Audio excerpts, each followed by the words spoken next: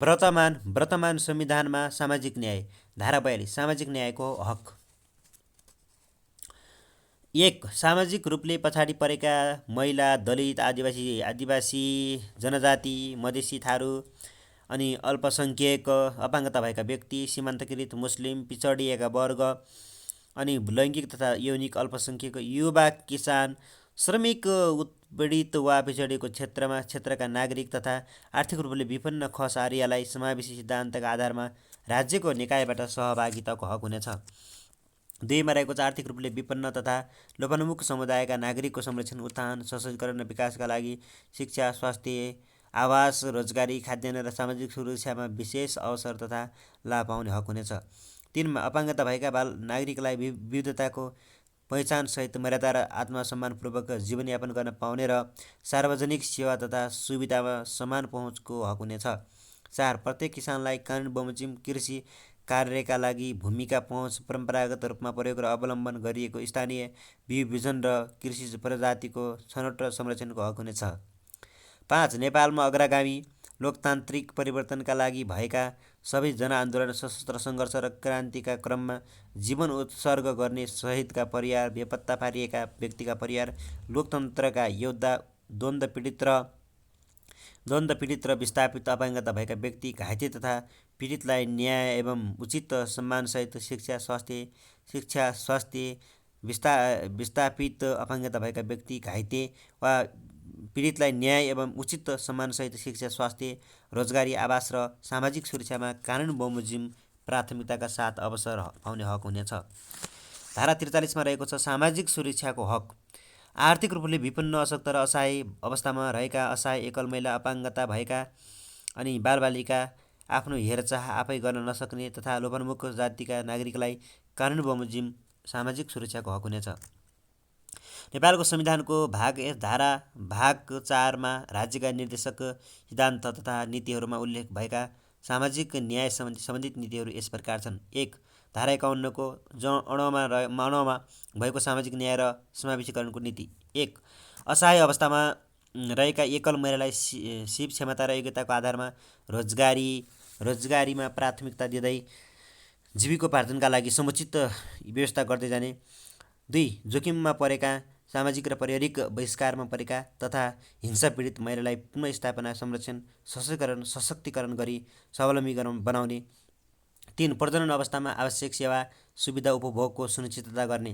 4 बालबच्चाको पालनपोषण, परिवारको हेरचाह जस्ता काम र योगदानलाई आर्थिक रूपमा मूल्याङ्कन गर्ने। 5 बालबालिकाको सर्वोत्तम हितलाई प्राथमिक रूपमा ध्यान दिने। 6 मुक्त कमैया, कमलरी, हरवा, चरवा, हलिया, भूमिहीन, सुकुम्बासीहरूको पहिचान गरी बसोबासका लागि घरघडेरी तथा जीविकोपार्जनका लागि कृषियोग्य जमिन वा रोजगारीको व्यवस्था गर्दै पुनर्स्थापना गर्ने। 7 राष्ट्रिय विकासमा युवा सहभागिता अभिवृद्धि गर्दै राजनीतिक, आर्थिक, सामाजिक र सांस्कृतिक अधिकारहरूको पूर्ण उपयोगको वातावरण सिर्जना गर्ने। युवाको सशक्तिकरण र विकासका लागि शिक्षा, स्वास्थ्य, रोजगारी लगायतका क्षेत्रमा विशेष अवसर प्रदान गर्दै व्यक्तित्व विकास गर्ने तथा राज्यको सर्वाङ्गीण विकासमा योगदानका लागि उपयुक्त अवसर प्रदान गर्ने।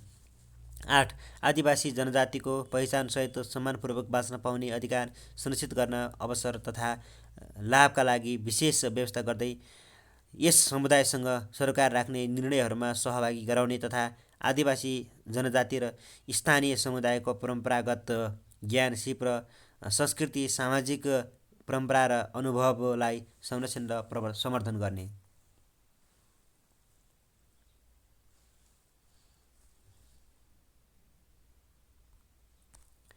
9 अल्पसंख्यक समुदायलाई आफ्नो पहिचान कायम राखी सामाजिक र सांस्कृतिक अधिकार प्रयोगको अवसर तथा लाभका लागि विशेष व्यवस्था गर्ने।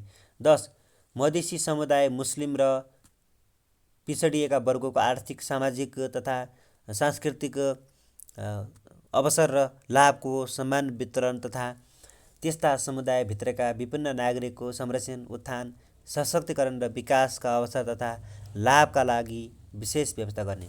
11 उत्पीडित तथा पिछडिएको क्षेत्रका नागरिकको संरक्षण, उत्थान, सशक्तिकरण, विकास र आधारभूत आवश्यकता अनि परिपूर्तिका अवसर तथा लाभका लागि विशेष व्यवस्था गर्ने।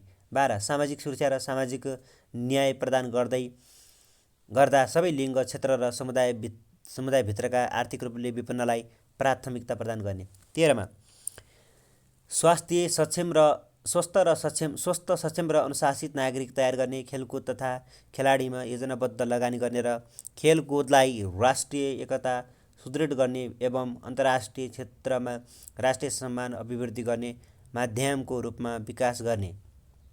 14 सामुदायिक तथा राष्ट्रिय तथा अन्तर्राष्ट्रिय गैर सरकारी सङ्घ-संस्थाको लगानी र भूमिकालाई जवाफदेह र पारदर्शी बनाउँदै त्यस्ता संस्थाहरूको स्थापना, स्वीकृति, सञ्चालन, नियमन र व्यवस्थापनका लागि एकद्वार प्रणाली अपनाउने र राष्ट्रिय आवश्यकता र प्राथमिकताका क्षेत्रमा मात्र त्यस्ता सङ्घ-संस्थाहरूलाई संलग्न गराउने।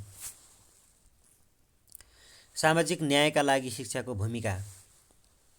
व्यक्तिको अन्तर्निहित प्रतिभा र व्यक्तित्व विकासमा प्रभावकारी भूमिका शिक्षाले खेलेको हुन्छ।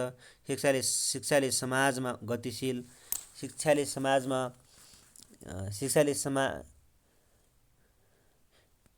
व्यक्तिको अन्तर्निहित प्रतिभा र व्यक्तित्व विकासको प्रभावकारी भूमिका शिक्षाले खेलेको हुन्छ।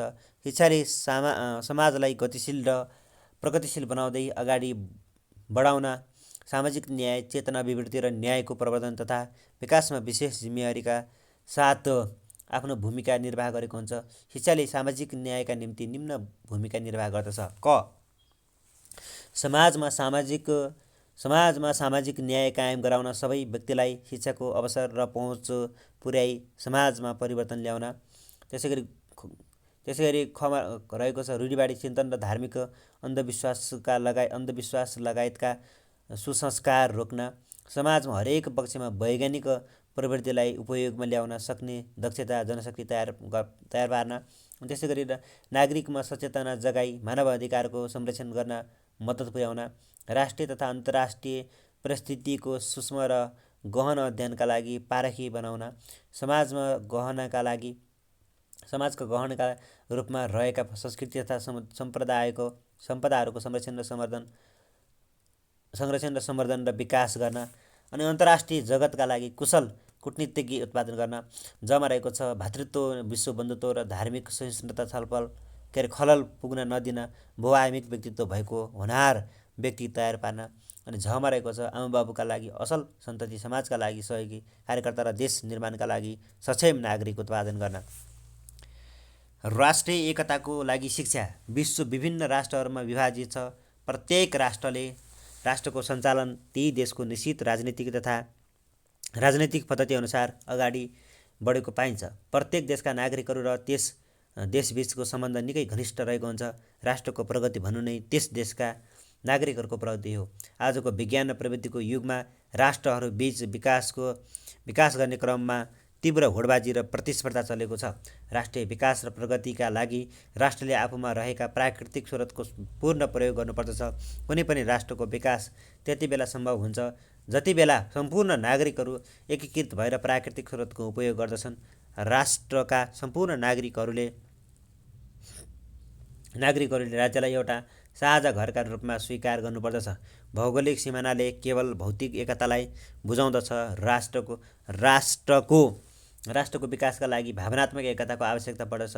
कुनै पनि देशमा बसोबास गर्ने विभिन्न जाति, धर्म, लिङ्ग, पेसा, वर्ग आदिका आधारमा भेदभाव नगरिकन एउटा परिवारका सदस्यहरूमा रूपमा उनीहरूबीच आपसी सहयोग, सद्भाव, प्रेम कायम गर्ने एक प्रकारको भावनात्मक सम्बन्ध नै राष्ट्रिय एकता हो। आफू र आफ्नो हितभन्दा राष्ट्रको हितमा समर्पित हुनुलाई राष्ट्रिय एकता भनिन्छ। राष्ट्रिय एकताका लागि शिक्षा अपरिहार्य साधन हो। शिक्षा नै एक यस्तो साधन हो जसले मानव मस्तिष्कमा गहिरो प्रभाव पारी बिना करकाप, डर, त्रास उसमा स्वतन्त्र प्रजातान्त्रिक रूपमा रूपान्तरण गर्दछ। शिक्षाले विभिन्न जाति, धर्म, वर्ग, लिङ्ग आदिका आधारमा हुने भेदभावलाई अन्त्य गरी राष्ट्रियताको भावनाको विकास गर्दछ। राष्ट्रमा हरेक विभिन्न समुदायहरूबीच भावनात्मक एकतालाई मजबुत बनाउने काम शिक्षाले गर्दछ। शिक्षाले नै विभिन्न समुदायहरूबीचको जानकारी दिनुका साथै राष्ट्रिय एकताको आवश्यकताका बारेमा समेत जानकारी दिने गर्दछ। शिक्षाले सामूहिक भावनाको विकास गर्दछ। कुनै पनि राष्ट्रका मानिसहरूबीच राष्ट्रिय एकताको भावना जागृत गराई सम्पूर्ण नागरिकलाई एउटै सूत्रमा आबद्ध गर्ने कार्य शिक्षाले नै पुरा गर्दछ। त्यसैले शिक्षालाई राष्ट्रिय एकता र विकासको एउटा प्रभावकारी माध्यमका रूपमा लिइन्छ।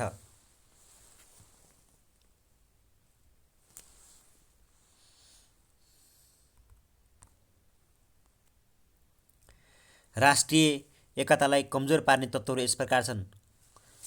अमा रहेको छ जातिवाद। एउटा जाति र अर्को जातिबीच एक आपसमा ठुलो सानो जस्ता विभेदहरू हुन्छन्, विभेदहरू रहेका हुन्छन्। शिक्षाले जातीय विभेदको अन्त्य गरी सबैलाई एउटा मालामा आबद्ध गर्न सक्नुपर्दछ। अनि त्यसै गरी छ अर्को साम्प्रदायिकता। हिन्दू, बौद्ध, मुस्लिम आदि एउटा धर्मावलम्बीले आफूले मानेको धर्म ठुलो, अरू धर्म काम नलाग्ने वा अन्य धर्मलाई घृणाका रूपमा हेर्दछ भने यसले राष्ट्रिय एकतामा बाधा पुर्याउँछ। त्यसैले शिक्षाले यस्तो पक्षलाई हटाउन सक्नुपर्दछ। अनि त्यसै गरी छ क्षेत्रीयता। भौगोलिक आधारमा कुनै पनि मुलुक हिमाल, पहाड, तराई, भित्री, मधेस र चुरे भावर जस्ता आधारमा रहेको हुन्छ र मानिसहरूमा आफू रहेको वा बसेको क्षेत्रमा मात्र प्राथमिकता दिने तर अन्य क्षेत्रलाई कुनै चासो नदिएको खण्डमा राष्ट्रिय एकतामा विचलन देखा पर्दछ। त्यसै गरी अर्को छ भाषा। प्रत्येकले बोल्ने मातृभाषालाई हरेकले सम्मानका साथ हेर्नुपर्दछ। कुनै पनि राष्ट्रमा बसोबास गर्ने नागरिकहरूले आफ्नो राष्ट्रभाषालाई समेत उचित सम्मान गर्न सकेको खण्डमा राष्ट्रिय एकता सुदृढ हुन सक्दछ। जयमा रहेको छ आर्थिक अवस्था। प्रत्येक राष्ट्रमा धनी र गरिब रहेका हुन्छन्। धनी र गरिब बीचको खाडल बढ्दै गएमा राष्ट्रिय एकता समेत सङ्कटमा पर्दछ। राजनीति। विभिन्न राजनीतिक विचारधाराले समेत राष्ट्रिय एकतामा अवरोध सिर्जना गरेको पाइन्छ। राष्ट्रिय एकतालाई सुदृढ गर्ने उपायहरू यस प्रकार छन्। राष्ट्रिय जीवनका सबै पक्षहरूमा बालबालिकाहरूलाई परिचित गराउनुपर्दछ।